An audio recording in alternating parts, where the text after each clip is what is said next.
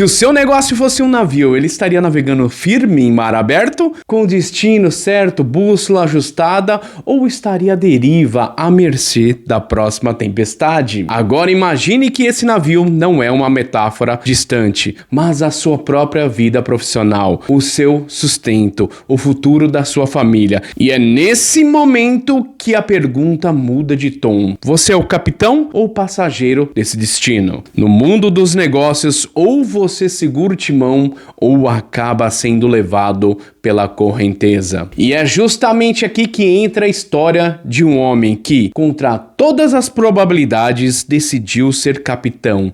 Um adolescente pobre, vendendo canetas nas ruas do Rio de Janeiro, sem diploma, sem capital, sem contatos. Um garoto que não tinha nada além de visão, resiliência e uma habilidade natural para transformar desconhecidos em clientes. E esse jovem se chamava Senhor Abravanel, que o Brasil e o mundo viriam a conhecer como Silvio Santos. O homem que começou carregando mercadorias nas mãos e construiu um conglomerado bilionário, com televisão, cosméticos, imóveis e empresas financeiras. Um camelô que entendeu que não existia venda sem conexão e não existia crescimento sem estratégia. E hoje você vai conhecer essa história não como um conto distante, mas como um manual prático para o seu próprio negócio. Com um detalhe, vou mostrar como as mesmas forças que construíram o império dele podem impulsionar o seu, e como as mesmas ameaças que ele enfrentou estão vivas e agindo contra empreendedores no Brasil de hoje. E Silvio Santos nasceu em 1930 no Rio de Janeiro, filho de imigrantes gregos e turcos que vieram tentar a vida no Brasil. A família vivia com pouco e desde cedo ele entendeu que, para colocar comida na mesa, cada um teria que fazer a sua parte. Não havia luxo, não havia estabilidade, não havia plano B. O plano A era trabalhar e o plano B era trabalhar mais ainda. A fome é um professor duro, mas ensina lições que nenhuma universidade pode te ensinar. E na infância, Silvio já desenvolvia um senso de observação aguçado. Prestava atenção em como as pessoas compravam, no que as atraía, no que as fazia abrir a carteira. E esse instinto comercial foi moldado pelas ruas do Rio, onde ele via vendedores ambulantes usando cantadas de venda, histórias inventadas e até truques visuais para chamar a atenção. Diferente de outros garotos, ele não via aquilo como um truque barato, ele via como uma arte. E entendeu cedo que quem domina a arte de chamar a atenção domina o primeiro passo de qualquer venda. E o contexto histórico também molda seu caráter. E estamos falando de um Brasil nos anos 30, 40, com instabilidade política, escassez de produtos e economia em construção. Crescer nesse cenário dava duas opções: se conformar ou se reinventar. Silvio escolheu a reinvenção. Não espere o mercado ficar fácil para começar, porque esse dia nunca chega. Comece com o mercado como ele é. E essa mentalidade foi a base de tudo que viria depois. E o primeiro grande contato de Silvio com o mundo dos negócios foi vendedor de canetas e capas de plásticos nas ruas. Parece pouco, pois aqui está uma das maiores lições de vendas da história do Brasil. Ele não vendia apenas um produto, ele vendia o momento. E ele não chegava dizendo: quer comprar uma caneta? Ele contava uma história, fazia piada e chamava pelo nome. Criava uma conexão. As pessoas não compravam produtos, elas compravam emoção e solução para problemas que talvez nem sabiam que tinham. Enquanto outros vendedores se cansavam e iam embora cedo, ele ficava. Enquanto outros reclamavam que ninguém está comprando nada hoje, ele tentava novas abordagens. E essa mentalidade de testar, ajustar e tentar de novo é exatamente o que separa o vendedor medíocre do vendedor imparável. Mas havia um desafio. A vida nas ruas era instável. A polícia podia apreender mercadorias. A chuva poderia acabar com o dia. E a concorrência era brutal. E aqui entra outra lição estratégica. Se o ambiente é hostil, sua arma é a adaptação. Silvio adaptava preço, adaptava discurso, adaptava produto. Se percebeu que as pessoas passavam rápido e não paravam, ele começou a criar falas curtas e engraçadas para fisgar a atenção em 2 segundos. Se a concorrência estava vendendo o mesmo produto, ele criava um brinde simbólico ou oferecia um truque de mágica para diferenciar. E aí mais uma lição, porque ele entendeu cedo que a diferenciação não precisava ser cara, precisava ser recebida. E é aqui que já aparece a conexão com o Brasil de hoje. Você pode não estar vendendo canetas na rua, mas se o seu produto ou serviço parece igual ao do vizinho, o cliente vai escolher pelo menor preço. E o preço mais baixo nem sempre é o seu. Em mercado competitivo, quem não se diferencia desaparece. E Silvio entendia que vender na rua era a escola, mas também era uma prisão. Ele queria mais do que sobreviver. Ele queria crescer.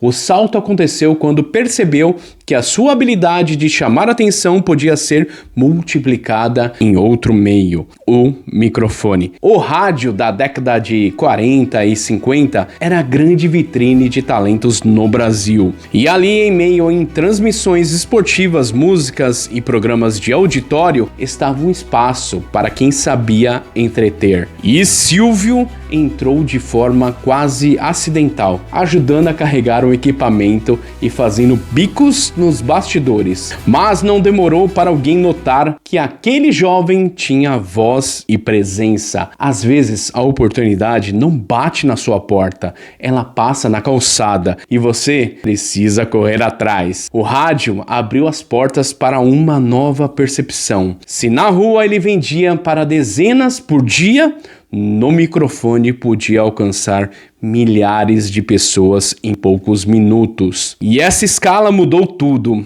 Mas junto com a escala veio a concorrência de outro nível. Aqui entra a segunda virada estratégica de sua carreira, investindo na própria marca pessoal. Ele não era mais só um sênior vendedor de rua, estava se tornando Silvio Santos. Um nome que carregava autoridade e simpatia. E aqui está a lição prática. Quem não tem marca pessoal virou commodity. No rádio, Silvio Santos aprendeu sobre timing, improviso e principalmente sobre criar um personagem público que vende confiança antes mesmo de vender qualquer produto. E a grande jogada veio com a compra do Baú da Felicidade, um sistema de vendas parceladas de produtos e prêmios, que era inovador para a época. Com ele, Silvio Santos aplicou algo que poucos empreendedores brasileiros fazem. Ele uniu o entretenimento com um modelo de negócio estável. As pessoas não compravam só o produto,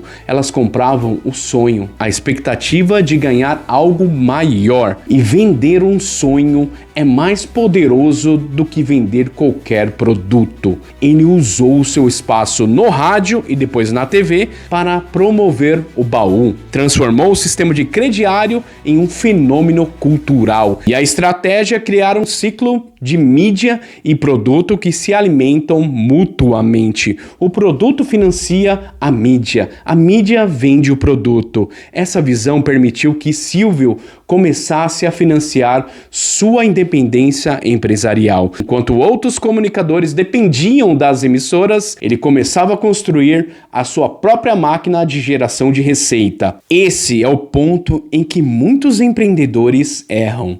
Ficam presos a um único canal de vendas ou a um único cliente.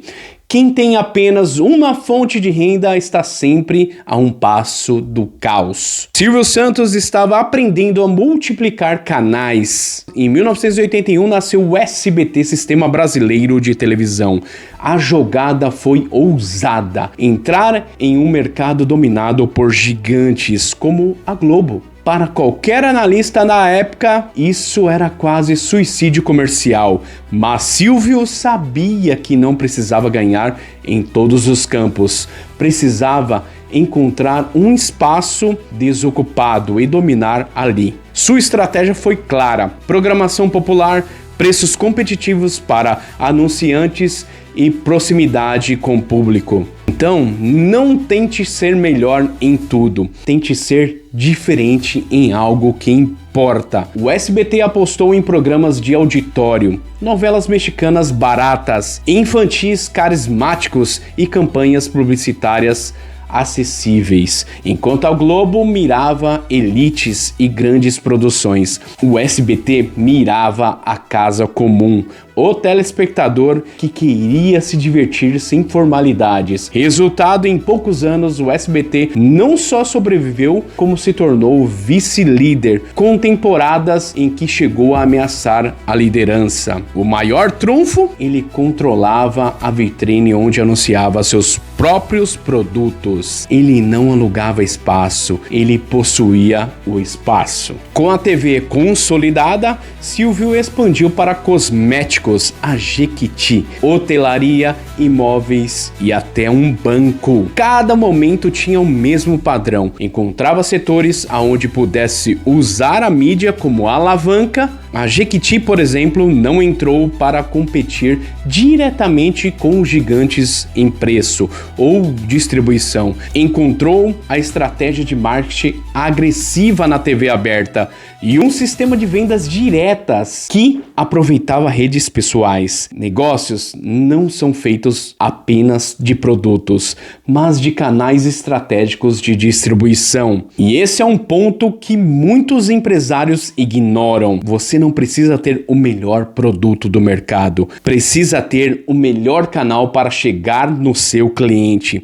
Silvio entendeu isso e aplicou de forma consistente. E a cada novo negócio fortalecia ainda mais a sua independência financeira e a sua capacidade de resistir a crises. E nenhuma trajetória é só vitória. Silvio enfrentou crises políticas, econômicas e empresariais. Passou por tentativas de cassação da concessão do SBT, por boicotes públicos, por dívidas que ameaçaram suas empresas.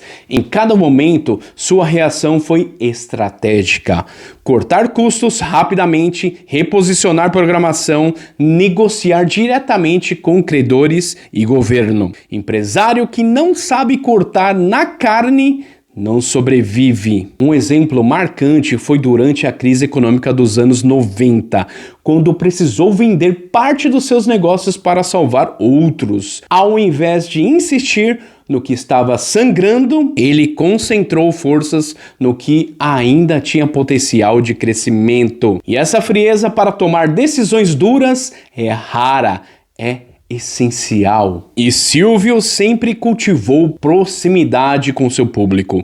No palco, ele se apresentava como o homem do povo, brincava, improvisava, dava prêmios. Nos bastidores era disciplinado com custos, exigente com resultados e obcecado por audiência. Essa combinação de carisma público e rigor interno é uma das razões de sua longevidade. E não confunda simpatia com franqueza. É possível ser acessível e ao mesmo tempo impermeável a desperdícios. O marketing pessoal dele era natural. Ele mesmo era o rosto da marca. Isso economizou milhões em publicidade e gerou uma conexão que nenhuma campanha poderia comprar. Cada frase da vida, Silvio traz lições que qualquer empreendedor pode aplicar. E vamos a algumas delas. Número 1, comece de onde está, com o que tem. Número 2, construa sua marca pessoal desde o início.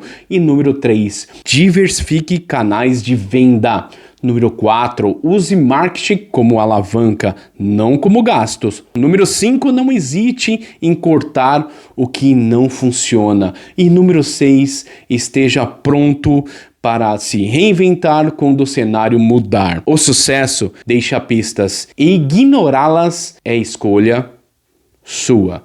E se Silvio tivesse começado hoje, enfrentaria um Brasil mais burocrático, com cargas tributárias sufocantes e regulamentações que punem quem tenta crescer. E a genialidade dele não estaria em criar apenas, mas em sobreviver a barreiras impostas pelo próprio Estado. No Brasil, o empresário é tratado como suspeito até provar o contrário. E essa realidade faz com que milhares de potenciais Silvios desistam no caminho. E o recado é claro, quem quer empreender aqui precisa aprender não só sobre o produto e cliente, mas também sobre leis, impostos e defesas jurídicas. E eu vou deixar um desafio para você. Hoje, pegue um papel e escreva 3 coisas. Número 1, o objetivo final. Número 2, qual o seu próximo passo realista para chegar lá? Número 3, o que você está disposto a cortar ou mudar para acelerar o processo? Depois, execute uma ação em 24 horas. O plano só tem valor quando você entra em movimento. E voltando à metáfora do navio, Silvio começou com um bote improvisado, remando sozinho contra correntes que pareciam impossíveis. Com o tempo, construiu seu próprio navio e traçou a sua rota. E ele provou que tempestades não afundam negócios. Falta de direção? Sim. Negócios não afundam por tempestades, afundam por falta de direção. E a pergunta final é: você está pronto para assumir esse leme? Eu sou Thiago Bordon e um abraço!